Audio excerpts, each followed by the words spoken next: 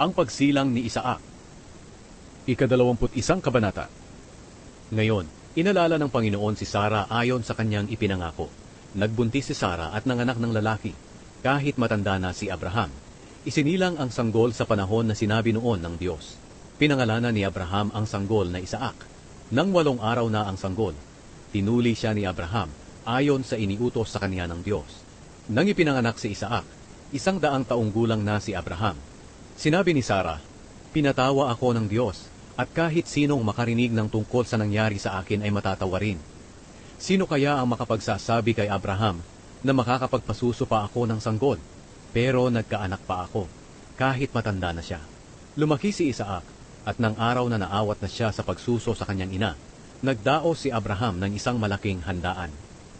Pinalaya si Hagar at si Ishmael. Isang araw, nakita ni Sara na tinutokso ni Ishmael si Isaac. Si Ishmael ay anak ni Abraham kay Hagar na Ehipsyo. Kaya sinabi ni Sara kay Abraham, "Palayasin mo ang babaeng alipin at ang anak niya, dahil ang anak ng babaeng alipin ay hindi maaaring makibahagi sa mamanahin ng anak kong si Isaac." Labis itong ikinalungkot ni Abraham, dahil anak din niya si Ishmael. Pero sinabi ng Diyos sa kanya, "Hindi mo dapat ikalungkot ang tungkol kay Ishmael at kay Hagar. Sundin mo ang sinabi ni Sara, dahil kay Isaac magmumula ang mga lahi na aking ipinangako. At tungkol naman kay Ishmael, bibigyan ko rin siya ng maraming lahi, at magiging isang bansa rin sila, dahil anak mo rin siya."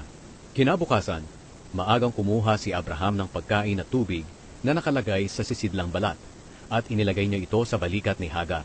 Pagkatapos, umalis si Hagar kasama ang kanyang anak. Naglakbay sila sa ilang ng Beersheba na hindi alam kung saan sila pupunta. Nang naubos na ang kanilang tubig, iniwan niya ang anak niya sa ilalim ng isa sa mga mababang punong kahoy, at lumakad siya na may layong mga 100 metro mula sa kanyang anak. Doon siya umupo at umiiyak na nagsabi sa kanyang sarili, "Hindi ko matitiis na pagmasdan ang kamatayan ng anak ko." Ngayon narinig ng Diyos ang iyak ng bata. Kaya sinabi ng anghel ng Diyos kay Hagar mula roon sa langit, "Ano ang gumugulo sa iyo, Hagar? Huwag kang matakot.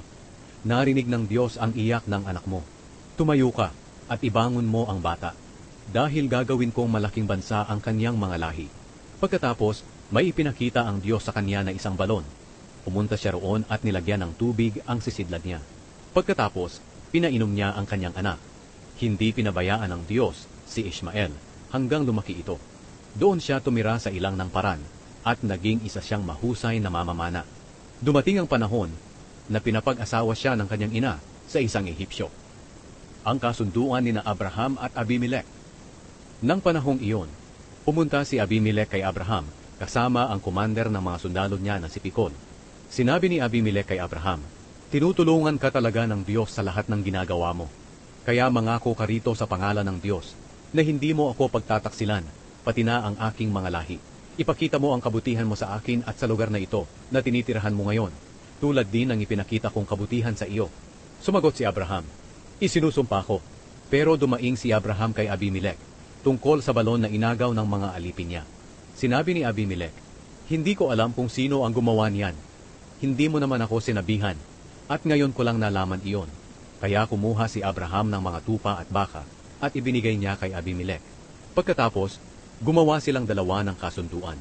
Kumuha rin si Abraham ng 7 babaeng tupa at ibinukod ito. Nagtanong si Abimelech, "Para kanino ang 7 babaeng tupa na ibinukod mo?" Sumagot si Abraham, "Tanggapin mo ang 7 babaeng tupa na ito bilang katibayan na ako ang naghukay ng balong iyan." Dahil sa sumpaan nila, ang lugar na iyon ay tinawag na Beersheba. Pagkatapos ng sumpaan nila roon sa Beersheba, bumalik si Abimelech at si Pikol sa lupain ng mga Filisteo. Nagtanim si Abraham ng isang punong kahoy na tamarisko roon sa Beersheba, at sumamba siya sa Panginoon, ang Diyos na walang hanggan. Nanirahan si Abraham sa lupain ng mga Filisteo sa mahabang panahon.